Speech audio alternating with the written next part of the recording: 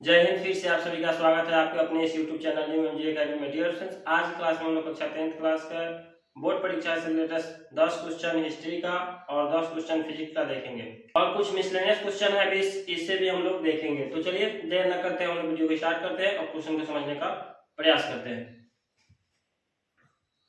अगला number question है कि किस पदार्थ का उपयोग जो है लेंस बनाने में नहीं किया जाता है। कौन सा ऐसा पदार्थ है जिसका प्रयोग जो है लेंस बनाने में नहीं किया जाता है? तो वो मिट्टी है। मिट्टी का प्रयोग लेंस बनाने में नहीं किया जा सकता है। दूसरा नंबर क्वेश्चन है, एक उत्तल लेंस की क्षमता अगर 1 डायऑप्टर है तो उस लेंस की फोकस दूरी कितनी होगी? तो उस लेंस की फोकस दूरी जो है 100 सेंटीमीटर होगी, प्लस 100 सेंटीमीटर। तीसरा नंबर क्वेश्चन है, प्रकाश के अपवर्तन के कितने नियम होते हैं? तो प्रकाश के परावर्तन और प्रकाश के अपवर्तन दोनों के कितने नियम होते हैं? दो नियम होते हैं। तो प्रकाश के परावर्तन के कितने नियम होते हैं? तो 2। प्रकाश के अपवर्तन के कितने नियम होते हैं? तो इसका भी 2 होता है। दोनों क्वेश्चन हम लिख दिए, आप लोग भी ये लिख कर जरूर याद कर लीजिए। पांचवा नंबर क्वेश्चन है, किसी माध्यम के अपवर्तनांक का मान कितना होता है? तो किसी माध्यम के अपवर्तनांक का मान जो होता है sin i बटा sin r होता है। अगला क्वेश्चन है छठा नंबर कि एक उत्तल लेंस कैसा होता है? एक उत्तल लेंस कैसा होता है? तो किनारों की अपेक्षा जो होता है बीच में मोटा होता है। उत्तल लेंस का अगर आप आकृति देखिए तो इसी टाइप से होता है, किनारों पर पतला हो गया, बीच में क्या हो गया? मोटा हो गया। यानी यही कहना चाह रहा है किनारों की अपेक्षा जो है बीच में क्या होता है? मोटा होता है। अगला क्वेश्चन है 7 नंबर कि अवतल लेंस का आवर्धन आवर्धन इसमें ऐसे लिखा है, आवर्धन जो है एम कितने के बराबर होता है? उत्तल लेंस का आवर्धन जो है कितने के बराबर होता है? तो v बाय u के बराबर होता है। अगला क्वेश्चन है कि निर्गत किरण एवं अविलंब के बीच बने कोण को क्या कहते हैं? तो निर्गत कोण कहते हैं। अगला क्वेश्चन है 9 नंबर कि किस दर्पण द्वारा प्रतिबिंब जो है सीधा एवं छोटा प्राप्त होता है? कोई ऐसा दर्पण का नाम बताइए जिससे सीधा एवं छोटा प्रतिबिंब प्राप्त होता है? तो वो है उत्तल दर्पण। अगला क्वेश्चन है 10 नंबर क्वेश्चन है कि किस लेंस को अभिसारी लेंस भी कहा जाता है? तो ये अवतल लेंस को अभिसारी लेंस कहा जाता है।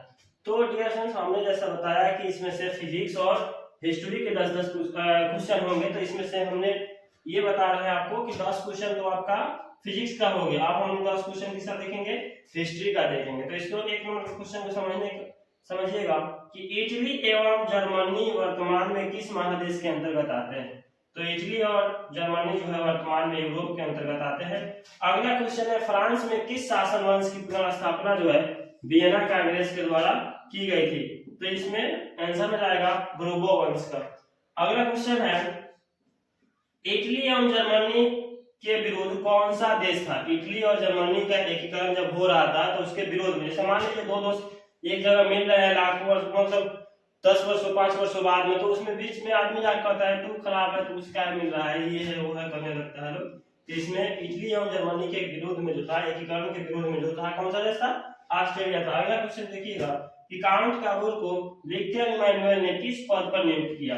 काउंट काबूल ने विक्टर इमैनुअल को प्रधानमंत्री के पद पर इसको नियुक्त किया था। अगला क्वेश्चन है 5वां नंबर कि गैरीबाल्दी पेशे से क्या था? ये क्वेश्चन जो है बार बार आया हुआ है, इसीलिए इस क्वेश्चन को थोड़ा ज्यादा ध्यान देंगे कि गैरीबाल्दी पेशे से क्या था? तो वो एक नाविक था। 6वां नंबर क्वेश्चन है, जर्मन रायन राज्य का निर्माण जो है किसने किया था? जर्मन रायन राज्य का निर्माण जो है नेपोलियन बोनापार्ट ने किया था। अगला क्वेश्चन है 7वां नंबर की जलवे रायन कैसी संस्था है? तो ये एक व्यापारियों की संस्था थी, ठीक ना? जलवे रायन व्यापारियों की संस्था है। 8वां नंबर क्वेश्चन है कि रक्त एवं लौह की नीति का अवलंबन किसने किया था? तो रक्त एवं लौह की नीति का अवलंबन जो है बिस्मार्क ने किया था। अगला क्वेश्चन है कि फ्रैंकफर्ट की संधि कब हुई थी? ये क्वेश्चन भी बहुत बार पूछा जा चुका है। उम्मीद है कि इस साल 2024 में भी इस क्वेश्चन का पूछने का पूरा उम्मीद लगाया जा रहा है। तो ये 1871 ईस्वी में हुआ था। नेपल्स की क्रांति कब हुई थी? तो नेपल्स की क्रांति जो है 1821 ईस्वी में हुई थी। उम्मीद करते हैं कि आप लोग ये पूरे क्वेश्चन को अच्छे से समझ गए होंगे। अगर आप इसको लिख करके याद कर ले तो बहुत ज्यादा बेटर होगा, इसीलिए आप लोग थोड़ा लिख करके इसको याद कर लीजिए ताकि आपको बोर्ड परीक्षा में 20 क्वेश्चन में से कहीं से भी कोई क्वेश्चन आए तो आपसे छूट ना सके। ठीक है, तो हम चलते हैं मिसलेनियस क्वेश्चन की ओर। एक नंबर क्वेश्चन है कि इनमें कौन सा पदार्थ जो है मौलिक गुण है? कौन पदार्थ का मौलिक गुण है? इनमें पदार्थ का मौलिक गुण कौन कौन है? तो पदार्थ का मौलिक गुण जो है द्रव्यमान एवं आयतन है। अगला दूसरा नंबर क्वेश्चन है कि पदार्थ की कितनी अवस्थाएं होती है? तो पदार्थ कितने अवस्था होते हैं? तो पदार्थ के 3 अवस्था होते हैं। पदार्थ की चौथी अवस्था, पांचवी अवस्था भी होती है, लेकिन मुख्य रूप से अगर देखा जाए तो पदार्थ की कितनी अवस्था होती है? 3, यानी ठोस, द्रव और गैस, 3 को जो मूल रूप से ये है। और अगला क्वेश्चन है तीसरा नंबर, इनमें कौन पदार्थ का गुण नहीं है? इसमें पदार्थ का गुण कौन सा नहीं है? तो तरंगदैर्घ्य। पदार्थ का गुण कभी भी तरंगदैर्घ्य नहीं हो सकता है। अगला क्वेश्चन है कि किसी संपीड्यता, किसकी संपीड्यता जो है सबसे कम होती है? यहाँ किसी लिखा गया है, किसकी लिख दीजिएगा। किसकी संपीड्यता सबसे कम होती है?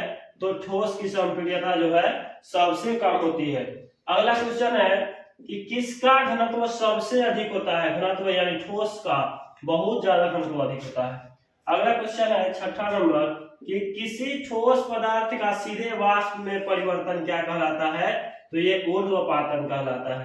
9th क्लास के बच्चों के लिए ज्यादा ही बेटर फुल होगा, क्योंकि मैट्रिक वालों के लिए तो अपना ही उसका सिलेबस इतना हार्ड है कि क्या क्या है। अगला क्वेश्चन है वाष्पन की प्रक्रिया से क्या उत्पन्न होती है? तो वाष्पन की जो प्रक्रिया होती है उससे ठंडक उत्पन्न होती है। क्या उत्पन्न होती है? ठंडक। अगला क्वेश्चन है गैस का द्रव में परिवर्तन क्या कहलाता है? तो गैस का द्रव में जो परिवर्तन होगा तो वो कहलाएगा संघनन। क्या कहलाएगा? संघनन। 9 नंबर क्वेश्चन है वह ताप जिस पर कोई ठोस द्रव में परिवर्तित होता है उसे क्या कहलाता है? तो द्रव्यमान कहलाता है। अगला 10 नंबर क्वेश्चन है कि पदार्थ के कणों को एक साथ बांध कर रखने वाला बल कौन सा बल कहलाता है? तो यह अंतरानुक बल कहलाता है, जो पदार्थ को एक साथ बांध करके रखता है। अगला क्वेश्चन है, ये साइंस से रिलेटेड होगा, ये तो साइंस से रिलेटेड आपका हो गया 10 क्वेश्चन मिसलेनियस का, और ये जो है सोशल साइंस से रिलेटेड है 10 क्वेश्चन, जिसमें ज्योग्राफी के ज्यादा सवाल पूछे गए हैं। तो क्षेत्रफल के दृष्टि से भारत का विश्व में कौन सा स्थान है? क्षेत्रफल के हिसाब से भारत का विश्व में कौन सा स्थान है? रैंक है तो 7वां रैंक है।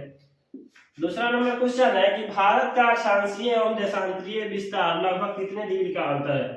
तो भारत के अक्षांशीय और देशांतरीय विस्तार में लगभग 30 डिग्री का अंतर है। कितना है? 30 डिग्री का। तीसरा नंबर क्वेश्चन है भारत की मानक मध्याह्न रेखा का मान कितना होता है? तो 82 डिग्री 30 मिनट होता है। कितना होता है?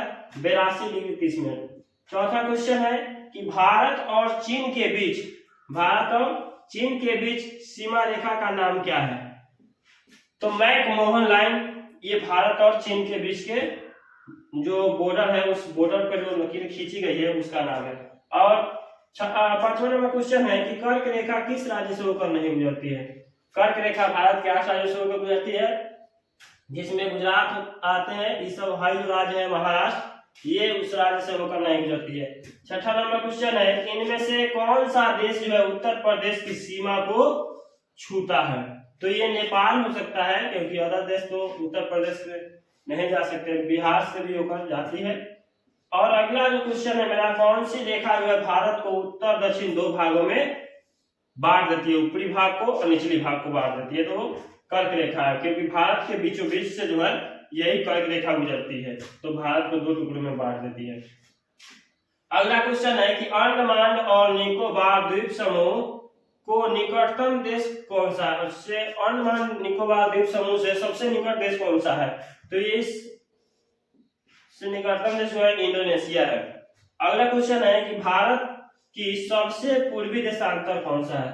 भारत के सबसे पूर्वी देशांतर जो है 97 डिग्री 25 मिनट पूरब है। अगला क्वेश्चन, लास्ट क्वेश्चन है मिसलेनियस का, कि भारत और पाकिस्तान के बीच की अंतरराष्ट्रीय सीमा रेखा का नाम क्या है? तो इसका नाम जो है रेड क्लिफ रेखा है। क्या नाम है? रेड क्लिफ रेखा। तो प्यारे बच्चों, हम उम्मीद करते हैं कि आप ये सारे क्वेश्चन को अच्छे से समझ पाए होंगे। अगर आपको फिर भी लगता है कि हाँ हमें किसी भी क्वेश्चन में डाउट है या कोई क्वेश्चन आप समझ नहीं पाए हो, तो कमेंट करके हमें जरूर बताइए। हम आपके क्वेश्चन को अगले वीडियो में अच्छे से समझाने का प्रयास करेंगे। तो उम्मीद करते हैं आप ये समझ गए होंगे। अगर नहीं समझे तो कमेंट करके क्वेश्चन पूछिए, हम आपको उसका जवाब देंगे। तो आज के लिए इतना ही, फिर मिलते हैं हम लोग अगले वीडियो में। अगर आपको ये वीडियो अच्छी लगी हो तो चैनल को सब्सक्राइब कीजिए, वीडियो को लाइक तथा शेयर कीजिए ताकि मेरी आने वाली भविष्य में हर वीडियो आपके पास इसी तरह सफलतापूर्वक पहुंचती रहे। तब तक के लिए धन्यवाद। जय हिंद।